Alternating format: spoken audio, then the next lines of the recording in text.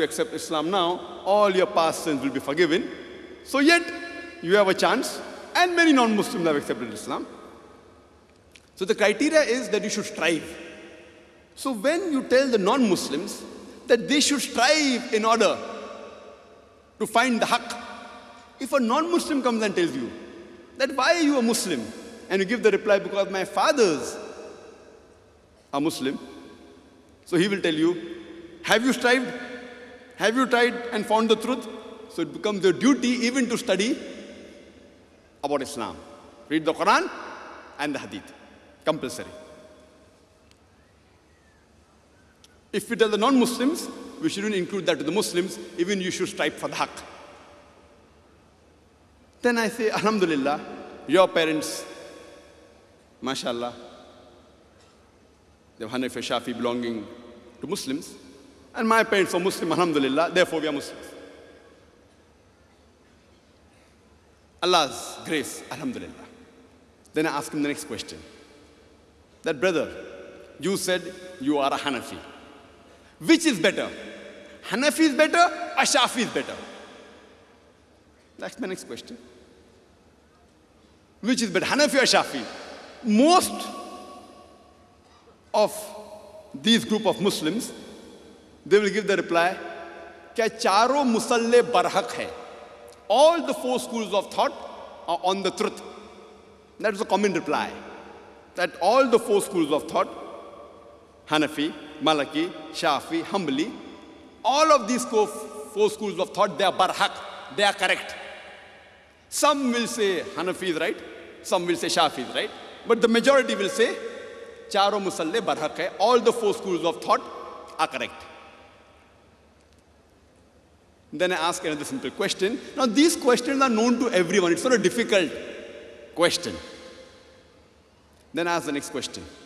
Brother, in your musalla, in your maslak, in your madhab, in the Hanafi musalla, if a man is in wudu, and if accidentally he touches a woman, or a woman touches him, does he go outside the state of wudu, or is he yet in the state of wudu? In Urdu we say, wudu tootti hai kya nahi? Does the wudu break or not? In English, we will say, is he yet in the state of wudu or outside the state of wudu? So the Hanafi will reply that in the Hanafi madhab, the wudu does not break. I said, fine. Let's go to the next question. In the Shafi madhab, in the Shafi musalla, if a man accidentally touches a woman, or a woman accidentally touches a man who is in a state of wudu, is he yet in the state of wudu or outside the state of wudu? Uski wudu tootti hai kya nahi? Does his wudu break or not?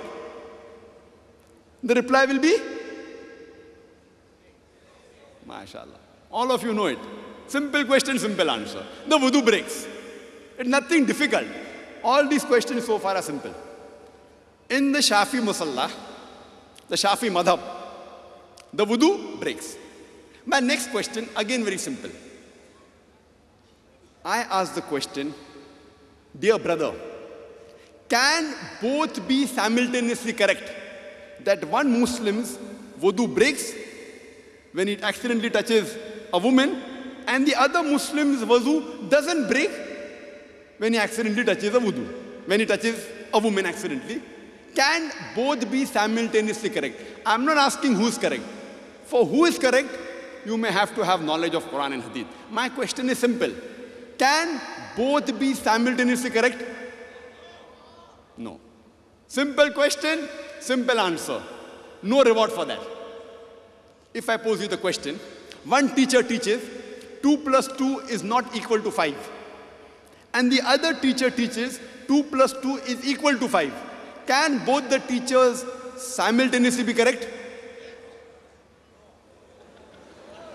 Yes. The person who doesn't know maths may say yes. I agree with the brother. The person who doesn't know maths may say yes. All those who know basics of maths, who have passed even standard 4, will say no. Because everyone knows 2 plus 2 is equal to 4. So the first question is, if one teacher says 2 plus 2 is not equal to 5, other teacher says 2 plus 2 is equal to 5, can both be correct simultaneously? The answer is no. Simple. I believe most of you may have passed standard fourth. But if I ask you a slightly difficult question, 375 multiplied by 625 is equal to 1,525,000. One teacher says that. The other teacher says 375 multiplied by 625 is not equal to 1,525,000. Can both be correct simultaneously? No. You don't have to be a mathematician. Which is correct if I ask you, who is correct? Then you may have to take a calculator and calculate. Even if you don't know maths, but if you're logical, one says is equal to 1,525,000, the other says is not equal to 1,525,000. Even if you don't have a calculator, you don't know maths, both simultaneously cannot be correct. To know which teacher is correct, who is correct, you may have to take a calculator and press the button, and then you may give the answer. Either the first or the second is correct. Fine? Everyone is with me? MashaAllah. So similarly, to say who is correct or which madhab is correct, the Hanafi or the Shafi, can both be simultaneously correct? The answer is no. But which madhab is more correct? What is the reply? The same reply. You have to check up in the authentic sources. Number one is Quran. Number two is Hadith. Correct. So now, this answer, who is correct, Hanafi or Shafi, here everyone will not know unless he has strived in the way of Allah subhanahu wa ta'ala. He has strived to find out the truth.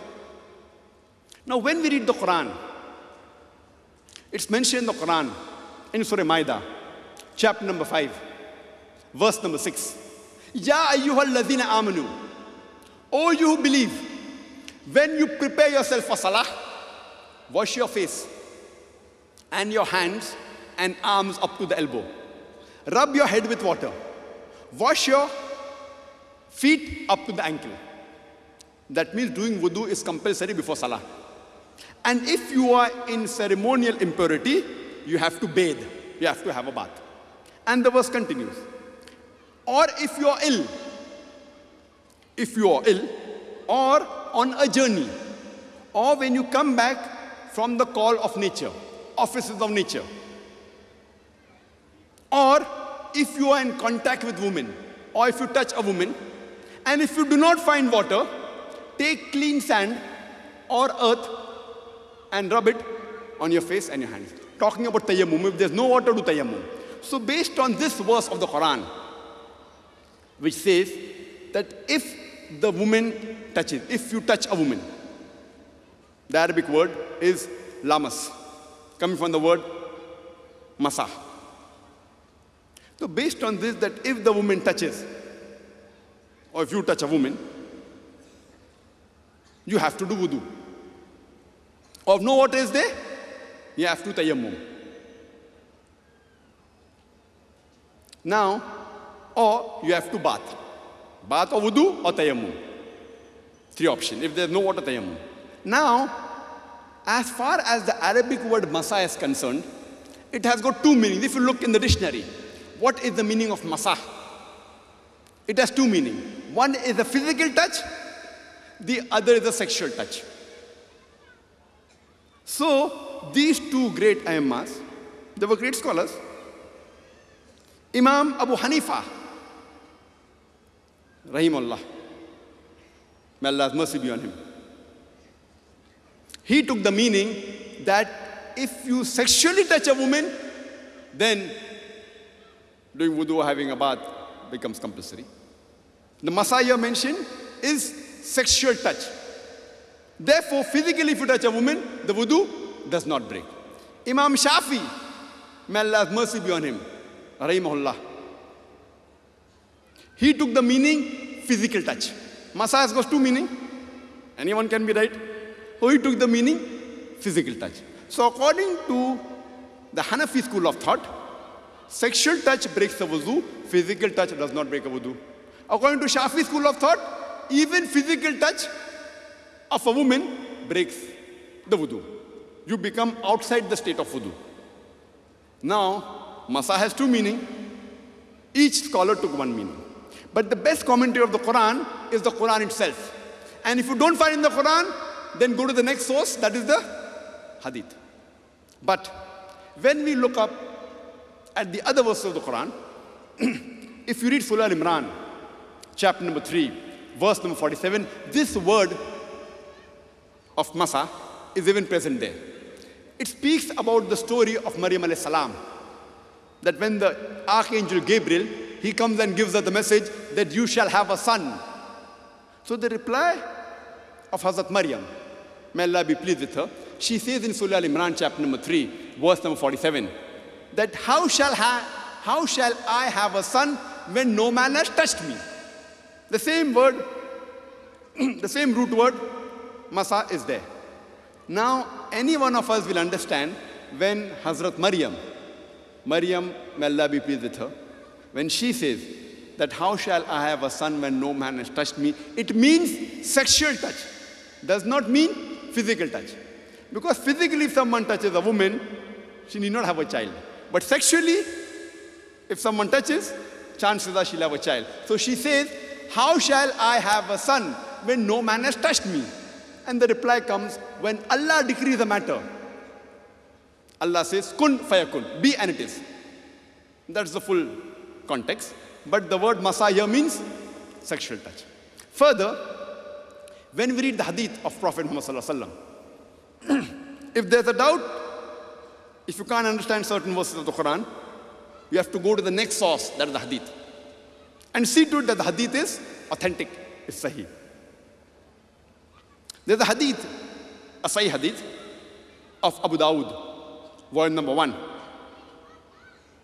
in the book of Salah, chapter number 70, hadith number 179. Hazrat Aisha, may Allah be pleased with her, she said, once the Prophet kissed one of his wives and he went for prayers. He did not perform ablution. So Urwa, may Allah be pleased with her, she asked, who can it be other than you? She told Hazrat Aisha, may Allah be pleased with her.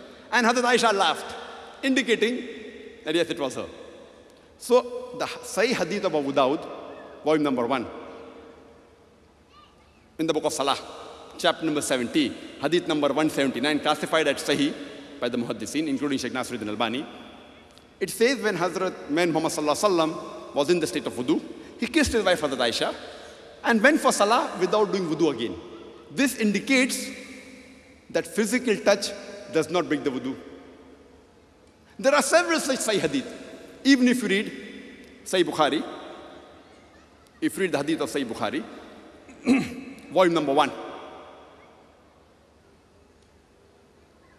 it's mentioned that Prophet Muhammad, peace be upon him, Hazrat Aisha, may Allah be pleased with her, she narrates that I was between Muhammad sallallahu alaihi wasallam and the Qibla when the Prophet was praying, and before he did the sujood, he pushed my leg and I moved my leg aside, indicating that in the salah, the Prophet touched the leg of Hazrat Aisha, may Allah be pleased with her, and yet continued the salah, indicating that physical touch does not break the wudu. And there are several Sahih hadith, other hadith,